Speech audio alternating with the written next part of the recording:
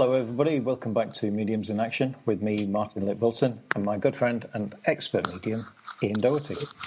Good morning everybody. Hiya Martin, I hope you're keeping well. Yeah, keeping well, and it's still in this weird lockdown state. Is it lockdown, is it not? Nobody knows, I think, in the UK. So. I know, but as long as you're keeping well and everybody's well with you, as you know, too. Absolutely, and it's about keeping safe, isn't it? It's making sure that we're all protecting each other by wearing masks, because it's not just about protecting ourselves; it's protecting others in case we've got it as well. Yeah, definitely. How's things on the psychic front with you? Have you been busy? Everything's busy. I do a lot of phone readings, and that is going along. If anything, it's getting busier. As people get a bit more sort of positive-minded, and there's obviously people are out earning again and whatever. So it works nice there.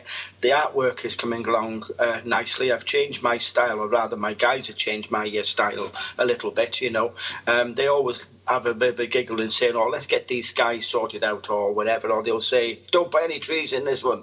So they're guiding you all the way through the process then? Yes, yeah. What is of note, I think it's the last 4, maybe 5 paintings I've done, or certainly 5 of the last ones. My guide, who's a French gentleman, mentions a phrase in French, and I am typical of quite a lot of Brits. We're lazy in learning anybody else's language. So I have to go on Facebook and say, "Help, please! Can you help me with my pidgin French?" And at times I think I'm just making these words up, but they actually mean something, and that fascinates me. But I've realised, and it's the analytical side of me, I realise, that within the pictures that come with the French words, or the paintings rather, they all have a theme. And the latest one, where it came over to be "Crisis is over," was the last one of that theme. It sort of built up talking about these changes, there's this everything's settling, let it go, and then crisis over. So I just find it fascinating. A, it's in French, and B, it's sort of putting over where there's a theme where my analytical head, which I am a trained analyst, would have recognised that pattern straight off. So therefore, I can't draw faces, I find it difficult. So my guides will get me to turn the paper over. I'm painting, I turn it back over, and there's a face, so I don't see it. You know what I mean? So I'm not trying to work it out. So that's. Well, don't you remember when you first time I think I ever saw? First time I ever knew about you working with another language was the time when you was at the Falstaff Museum. Yes. And you was with one of our hosts, and you could hear these words. You didn't know what they were, and the host actually recognised them as being Esperanto, if I remember correctly, which is it's a Spanish language, isn't it? Esperanto. Yeah. It turns out she was fluid in Spanish, but what piqued my interest, she said it came over in Old Spanish, like in our language we will say "ye old shop," it was that type of thing, but it all made sense. And I'm the bit of a bugger when I want to test if this is working or not. So I would ask her to ask a question in Spanish, because I literally don't understand it, and then I would get the answer back in Spanish, and then she'd tell everybody what it meant. Or I would get somebody to whisper her a question. She would again answer it in Spanish, and the question came back. And at times I would say to somebody, just ask the question in your mind, don't say a word, and then the answer came back to me in Spanish, and it was the correct answer for their question. I find that fascinating. It's absolutely incredible. Absolutely, I just love things like that, where you get little bits of evidence from spirit like that. Yeah. I mean, from my perspective, just to let you know, we're still charging on with the transference of our course, or should I say courses, because we are currently producing 3 courses. We have our course that exists at the moment on Udemy, and that's been transferred to a new platform. And when we launch that in this next few weeks, we'll have some new exercises and activities on there. So, you'll be invited to there. If you're already an existing member of our course, you'll be allowed to come across free of charge. And we have 2 other courses as well. We've got a psychic course that's coming along very, very nicely. And we have another 3rd course as well that we've been busy constructing and pulling together. And this is the first time we've ever mentioned it, but it's called Dream Explorer. And if you're interested in dreams, if you're interested from the scientific, but also the spiritual aspect, I think you'll love the course that we've pulled together. We've got some great content in there for you.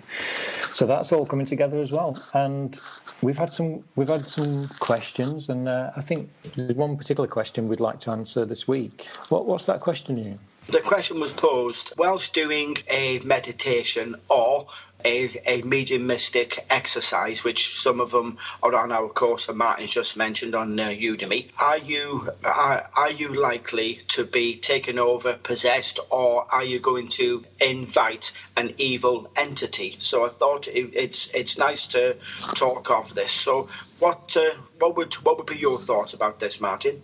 I think firstly, let's have a look at where this sort of questions come from, and I think and what I mean, not the person. What I mean is from a society perspective, and I think there's always that underlying fear that if we are to do anything like a meditation or a seance or glass moving or anything that involves a spiritual communication, that there is always that sense of fear. And I think that even comes from sort of even like the Christian church where people speak in tongues. And I remember a lady when I was very young, the first time she ever spoke in tongues, she was absolutely petrified. She couldn't stop herself speaking in tongues. And it's an interesting phenomenon to actually witness as well.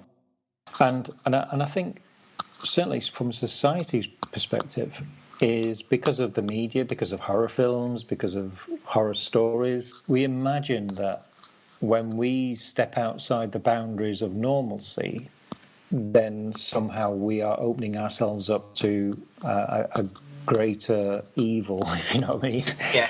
And I think we could even trace that back even further to when we used to all live around fires in a cave, when we was Neanderthal or when we was, early Cro-Magnon people. There was always that sense that if you left the comfort of the community and the fire, if you left that, then you would be open to further danger. So you could be taken by wolves. So you've got stories like Little Red Riding Hood.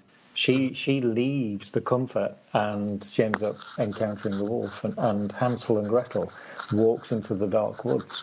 And the underlying themes here are that if you leave the comfort of your community, then you are opening yourself up to a greater evil. And I think that's where this kind of spawns from. It's the same messages, but it's just handed down over and over again. With the question, does meditation... I'll answer the meditation one first, and then I'll let you answer the spiritual one. But from a meditation perspective, are you opening yourself up to being possessed? Well, let's think about mindfulness.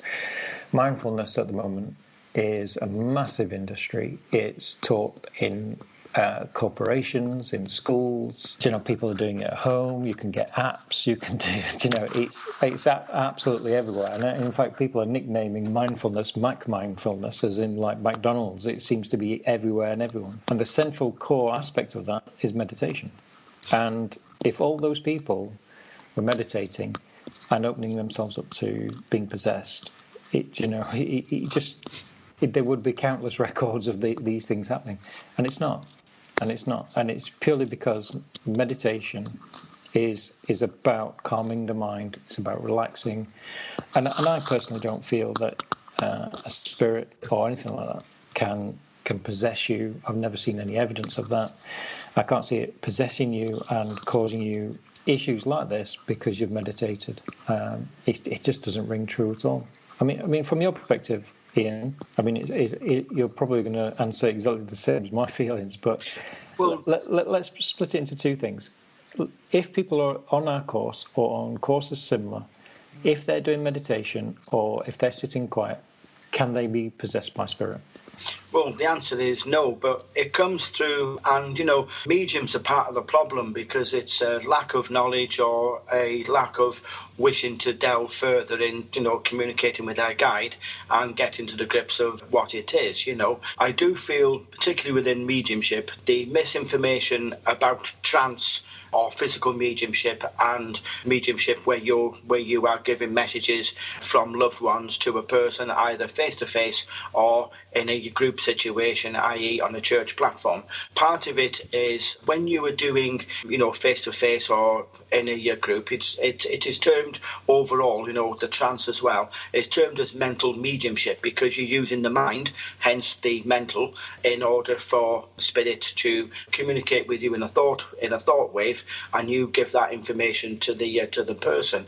Where it, in that situation, it's termed as a spirit guide. But when you come to trance, which is, a much deeper than a normal meditative state, and then you look at physical mediumship, which is deeper still, then the terminology, the jargon is changed from spirit guide to spirit control because they are having a little bit of modicum of control over you, because they are wanting to sort of use the vocabulary within the medium brain and also to articulate the words, the whatever, because the thing in trance is you can speak a different dialect, you can speak a different language, again speaking in tongues, the same as physical mediumship, and then it's very, very much about, am I losing a sense of me? Are spirit taking control? Are they taking control of me? Are they possessing me? So from a mediumistic point of view, people need to understand, read and ask questions and not just assume it's my teachers telling me, But Ian, just to back on that point you've just mentioned, yeah. In regards to trance mediumship and working with spirit control and I mean we are talking probably years of training to get to that point. Yeah. Of working with your guide to get to that point. Yes. It's not somebody's not going to start doing a few meditation exercises or kind of the exercises where we ask our guide to come close and we're able to sense and feel what they look like or what their names are. They're not suddenly going to jump to spirit control, and spirit certainly wouldn't take control as if it's not one of those things. It's about building up a relationship as much as anything else. Yeah, generally speaking, on that note, I was just trying to put over it's the misinformation between spirit guide and spirit control, but also the trance circles that I've run, it's normally anywhere from 6 to 7 months before a person is able to adequately bring a spirit person through to say, yes, my name is, and even then it is more of the medium than it is spirit. The book that I did, Teachings from William, that was me overall. I did 5 years in trance, and I think that book was probably after I'd done about 18 months in sitting in a regular weekly trance circle. Yeah. If anybody heard a noise, then it's the wind blowing through the fence. It wasn't me. Martin. Pardon, sorry? Are you positive there? Yeah, I'm absolutely sure. Considering we've got new windows, they've all got these weird vents that make weird sounds when it's weird. But I mean, it's one of those things where again and I think this is one thing that I've learned from running this course and from the courses that we've done is it's always the fear of what's been bred into us from the media that we always presume, we can't do this because of this. And what grounds does that information lie on? And it's purely always down to entertainment value. It's like Ouija boards. I mean, I'm not a big fan of Ouija boards, but a Ouija board was a board game. It was a board game which recognised we can muscle twitch. And if four people are all put their finger on a particular object, you get these muscle twitches that kind of happen without you knowing about it. And it was a parlour game. It was just a joke. But the media and how it's been portrayed in films have made it be far worse than what it actually is. I don't like it because I think it's very, very inaccurate. I don't think it's a great way of spiritual communication.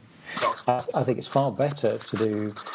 I quite like automatic writing when it's done properly. I think that's a really interesting aspect to do, and that's again not possession. If you want, do you want to explain what automatic writing is, Ian? Yeah, automatic writing is when you are in a deep state of trance. There's a good example on it, the film, what do you call it, Car Deck, where there's two sisters writing, and they write very much at the same time. So one person is writing the first part of the sentence, the second person is writing the second part, and so forth. But it's without autonomous control. So where automatic writing is, to put it over more fully, most of us can write poetry or we can write verse, when we're communicating with spirit, and we wrongly put it as being automatic writing. It isn't, because we are recognizing the words. We already know when to start a new sentence, and it all comes out nice and neat. In an automatic way, you have to have the paper put in front of you, the paper moved, a new paper put in, and you've got your eyes closed, and you're writing in such a quick way. It's the same as psychic art.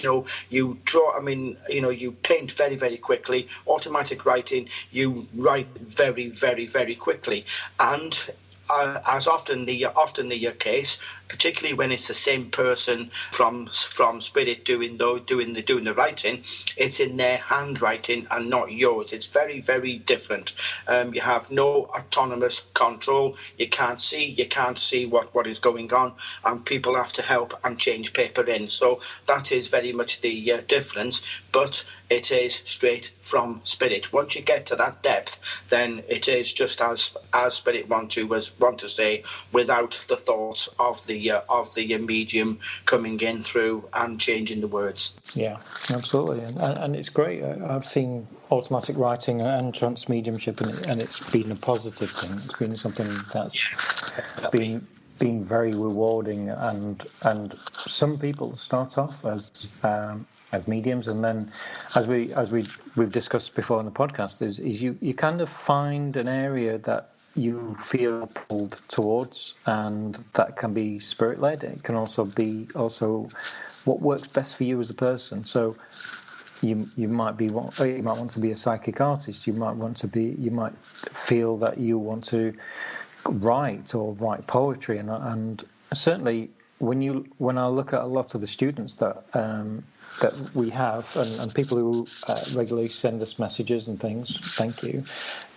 They're a very artistic bunch. There is some form of creativity that spirit has helped and inspired and nurtured. And that's a great thing to watch as well. It's great to see how spirit changes people's lives. So to answer that question, can you be possessed while meditating or doing the exercises that mediums are expected to do? Is no. You are always in control. And one thing I would say is your spirit guide is your firewall. And what I mean by that is it's not stopping evil. It's not doing that. But at any time, you can just say, right, that's it, I've finished, and open your eyes, walk away. So if at any time you feel uncomfortable, and the likelihood is that you feel uncomfortable because of your own inner emotions, then just stop it. Do the exercise again the next day, or do it when you feel is the right time to do it. But one thing for sure is you are always safe. You are not putting yourself in any danger whatsoever. Yeah, a good point there, Martin. Very well said. Good. Well, I hope you enjoyed that question answering. Well, shall we go straight into the next question? And The next question was again sent in by a student on the course. Can spirit touches, physically touches, particularly again in when working with spirit.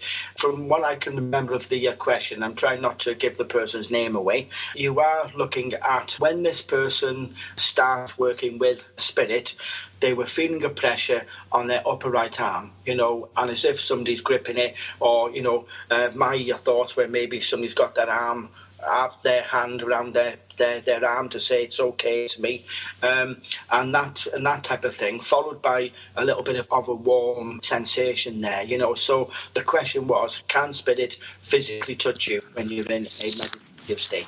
Do you want to answer first, or do you want me to? I think people have heard my gums go a little. I think it'd be nice to you for you answer that, because you're very good at, talking about the muscle twitches and the spasms and whatever. Yeah, I think I think it's like our whole approach is kind of, you've got to be a skeptical believer. So obviously, I mean, I'm lucky in that I've taught mediumship meditation, and I've also taught meditation in a mindfulness context, and they're very, very different, and they're very different types of people. So one might be corporate, the other might be, they're looking for mental health help when it comes to people looking for mindfulness. But interestingly, when people start doing the mindfulness meditation, they will have the same sensations and feelings that a lot of people feel in spiritual meditation, except for their interpretation is different, because they're not expecting a spiritual process or spiritual action.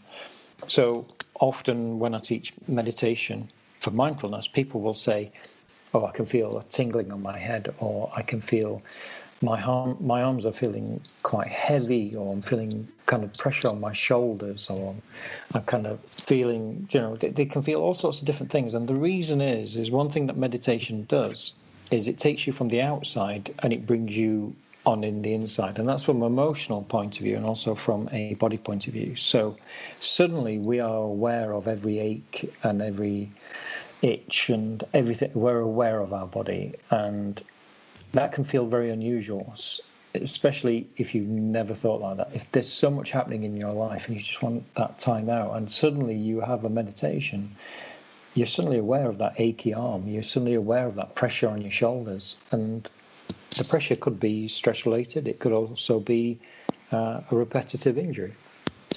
But mindfulness people, when they're meditating, they don't presume that they've got a hand on their shoulder. They don't presume that it's some sort of spiritual aspect. The pressure on top of the head, or the pins and needles on top of the head, that's because they probably just walked into a room. You've just probably just sat down. You might be laid in a particular way. The blood flow, and it will cause that to happen. But over time, your body will regulate itself and sort itself out. And when I mean over time, it can be 5 minutes. It could be 10 minutes. So I'm always I always try to say to people, especially students, is that if you start meditating and you do get these feelings, you can either do two things. Number one, you can ignore it, or what you can do is you can stand up, kind of shake your arms and shake your legs, and then sit down again and then start again. And that's probably the best bet. Mm-hmm. Yeah. It sounds very windy there, Ian, where you are. Funny, when we were saying before, some military airplanes going past where I'm in RAF country. Yeah, that was one of the Eurofighters. So I've had helicopters and you've had Eurofighters. I don't know what's going on.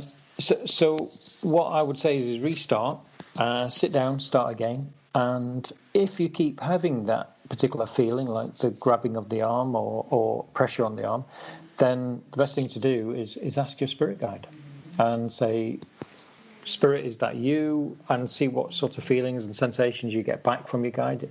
Do they say yes? Do they say no? And it could be that you're just more aware of your body. And actually, it's not a could be. It's more likely that you are now more aware and in touch with your body, rather than, just walking around all the time and not being aware, or that you've got some sort of injury or some sort of muscle tension caused by stress or by activity. I mean, what's your sort of perspective, Ian, in regards to this? The arm pressure? Yeah, it can be quite typical of some spirit communication. Though the meeting your guide exercise, once you can put away, as you've said, it's the hair standing on end, the hair follicles, and the sort of itching, wanting to be in charge, and your brain saying, "What the hell are you doing?" Then I can fully understand that. Guides will come through with some physical sort of sensation that is particular to them, maybe a garb they used to wear, or just what I loosely term as guide sign. However, when you're looking at having a physical sensation from spirit, it's normally linked up to clairsentience, the feeling sort of thing, and certainly having worked with groups of people, whether it's in the sort of the spiritist churches or a village hall, then when a person talking to you is trying to say, well, I passed away with a heart attack, or I had this, I had that, then they put a very mild sort of feeling of it. It doesn't cause the medium stress, but it's sort of put over there. Then the medium think, oh yeah, I can definitely feel it's the top of my arm, it's the heart, they would have passed that way, or you get told. But it is a faculty of there, but I would say here, if you can definitely say that it's not just, the itching, the hair standing on end, which are very, very common. Cobweb, people have it on paranormal things where cobwebs all over your face. It's not, it's very, very fine hairs sort of standing up, but it's sort of put over once you realise how your body works, reacts to a meditative state, particularly in the early stages of you doing either meeting the guide exercise or you do your mindful meditations, then you are looking beyond it. Then if it's a regular thing, then you have to question and work it out. Well, what is it? Is it a part of my sort of physical makeup, or is it of a situation of spirit wanting to say, this is me, in a sort of a reassuring way? Put it over into a point, my stepfather passed away, must be about 18 years now, I think. It's a hell of a long time, isn't it? And he was always walking past my mum and tapping her 3 times on the arm, and I was there talking to my mum about 3-4 o'clock in the morning, and I said to her, "Do you want a cup of coffee?" So she said, "Yes, please." So I walked into the kitchen. I saw my stepdad walking towards me, and he just said, "Oh, thanks, lad." And then I came back in with a coffee, and my mum said, "I'm sure he's here. I've just been tapped on my arm 3 times." So you can get it that way, But I do feel, without going off on too much of a tangent, we have to look at it in 3 separate ways, particularly the last sort of thing I just evidenced. Is it the same thing happening regularly, or is it, the body's reaction to you starting the meditative process? I think if you can be honest with yourself and in a positive sort of, positive critique, and then we can sort of say, well, yes, I've ruled this out, ruled that out, as we do with our paranormal stuff, try to rule it out. If you can rule out, well, it's this, then, whatever's left there. So I do feel here on, if it's linked to clairsentience, the feeling part of mediumship, but of course your body fills in with its own stuff as you are getting used to it. I hope I've not mixed it up there. Yeah, so just as a bit of an experience for people so they understand this, when I used to go ghost hunting, and I was aware of who my guide was and what but I kept having this feeling that I was wearing very heavy material, and it was a very rough material, and I always felt it in the form of my shoulders and at the top. And I used to misinterpret this. I used to say, oh, well, and I didn't realise, and it was over time that I began to realise that actually it was a guide. And I would have this feeling. I would obviously sat in the dark because I'm ghost hunting, but as I was sat there, I would have this feeling on my shoulders. Now, the first thing I thought, well, it's the middle of the night with blood sugar. I'm sat still. I'm resting my shoulders, and luckily, by repeating the same exercise, which obviously I'm doing different vigils in different places, I then began to realise that sometimes I had it and sometimes I didn't. So I knew that there was some sort of pattern. And I think this is where Ian, as an analyst, has, he's got the analytical mind, has really helped mould our courses, is because his analytical mind is always looking out for these patterns, and that's helped me as well. And I realised, I thought, hang on a minute, there's a pattern coming together here, that I keep getting this heaviness when a particular situation's happening. And I realised, actually, it was my guide coming through. My guide came through, and I always knew it was him because I felt this heaviness, and I could feel, and it's strange, I couldn't see the material, but it was almost like I was touching it, even though I wasn't touching anything. But it was this sensation, and I knew it was like this thick, almost like a donkey jacket type material. Yeah. That kind, but very, very thick, a really thick coat for winter or something like that. And I realised it was him. So sometimes your guide can, especially new guides, because often with a new guide, it's like a Agatha Christie mystery. I have a shoe and I have a hat, and I also, what could this be, slowly coming through? And so, as Ian said, you have to be authentic to yourself. You cannot say, oh, it must be a new guide, yeah. You have to try and work it out. You have to be analytical, because when you really know and you've ruled out all aspects, and you know 100% that you've got proper evidence, that you've got proper situation, that your spirit guide is with you, then nobody breaks that bond. And that's the key thing, is if you put that little bit of doubt in your own mind by saying, oh, yeah, it's a spirit guide, yeah, oh, brilliant, yeah, I've got it. But you've got that little doubt, it will never work for you. But it's only with evidence, and evidence in the form of your communications together, in the signs and symbols that your spirit guide gives to you to let you know that they are there. That's where your communication will be stronger, and that's where your relationship will be stronger with your guide as well. Two really good questions there, Ian. I mean, it opens up a lot of things there, doesn't it? And it gives us the chance to revisit and reinforce our own understanding and changing it if it has changed since the last, if that makes sense. Yeah, I think if anything, it's, as I said, it's interesting how we work. I always say that you are, with the work that you've done, the course and that massive course that you did, is you learned so much about the body and the brain and how all that works. And my journey into the mental health aspect has kind of shown me how we react, or how humans react to unusual circumstances, and what our first reactions are, and also what the unseen world is. So to me, I think I said to you, before we go to meet someone, if we go to meet a friend, or we go to have a chat with somebody, our brain has already worked out 40% or whatever it is, 55% of the conversation already. The conversation is already predetermined,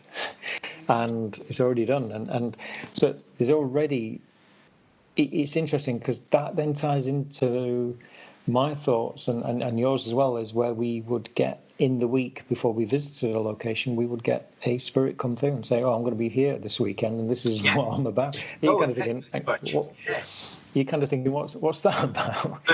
And in fact, one of our students actually said, I don't know if you noticed it a couple of weeks ago, but they said, is it unusual to have people come through the day before you give somebody a reading? Absolutely it is. And it can be not just a day before, it can be a week or 2 weeks before. And you're thinking, why is this person in my house? and it's not scary. Believe me, it's not scary, because it's not like these horror films or anything, but you become aware of a presence, and it's always one that's surrounded in love. It's never anything that you see on television, but you become aware, and you feel this love and empathy, and you feel what this person's about, and you think, you're here because I'm going to cuss with all, or you're here because I'm going to be giving readings to this person. So you know straight away where they are, and I think it's kind of like a pre-check with you. It's okay if I come through on Saturdays and say, yeah, it's fine. Yeah, like a pre-flight check, isn't it? Yeah. It is. Yeah. It is. Propellers are there. Yeah, engines in. We're okay then. You see, that always got me about you, and when you do your psychic art demonstrations, you've already painted your psychic art. Yeah. It's not like you're doing kind of a Bob Ross sort of painting live, sort of thing. No, that's it. That's the thing. There's some people say, "Oh, well, nobody's seen your paint. The paintings are not yours." So I did a couple of short videos to prove it is me. But it's an advanced form of mediumship, whereby I would be doing the artwork, and there's always somebody there for it. There was one where it was good. I was looking forward to a good demo. I did 10 pieces of artwork and got up there thinking, oh, this is going to be good. It's going to be filled. There's going to be a lot of people there. The weather was quite rubbish, and only 10 people turned up. I had a picture for every single one of them. Fantastic, and I have no doubt that every single one of those people needed that message as well. Yeah, it is. And that's why you had 10 pictures, is because each one needed that guidance from Spirit. Absolutely. Yeah, the other way it works as well. If I've done 7, I only give 6, then I'll be thinking, I said, all right, okay, somebody's not turned up, and then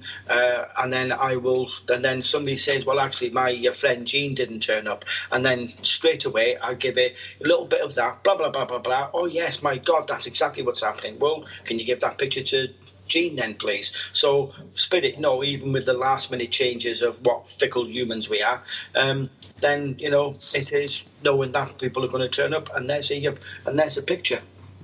And also as well is what greater evidence for Jean, as an example, that she didn't turn up, but Spirit was still there for her to pass on this message, which I think is absolutely incredible as well. And if anything, Jean probably needed more evidence. And the fact that her friend came home with a picture and said, "Oh, Jean, this was from a medium," that probably gave her greater evidence. A lot of that.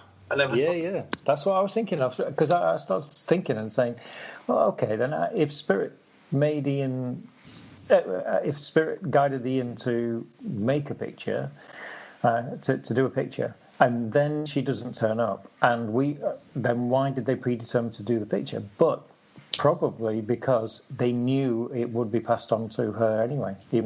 Yeah. So mind-blowing stuff. It's lovely, though, I think. That's what I was about to say. It's mind-blowing, but it's beautiful, and I mean that in the literal term. It's just a stunning thing to be involved in, and it's a stunning thing for all of us out there. Everybody who's listening to this, you can all tap into this, and you can tap into it marginally, or you can completely envelope yourself in this, and you've just got to do what you can with the time that you've got. And don't judge yourself. And what I would say is it's just a lovely feeling being involved in the spiritual aspect of life. Absolutely. And it's great working with you as well, Ian. Likewise, Martin. Likewise, it is. I mean, you've opened my eyes about a lot of things, that, particularly the ORB thing, Yeah. We talked for hours, didn't we, about that? Yeah. But right, so that comes to the end of another podcast, and thank you everybody who's downloading, and please leave us reviews on iTunes, or even if you just put some stars on there, that would be really appreciated. If you're enjoying it, please let us know. And also, if you've got any questions that you would like us to answer, please do send them in. We do enjoy chatting about them, and we're very, very happy to answer them. Even your absolute skeptical questions, send them in. We're really happy to discuss those. Absolutely. Indeed. So do send them in. Ian, you take care of yourself, and everybody at home. Likewise, Martin. Likewise. And everybody at home, please stay safe. Wear a mask. And just kind of think about everybody out there. Light candles safely. And meditate and send your love and healing to everybody out there at the moment, because the world really needs it.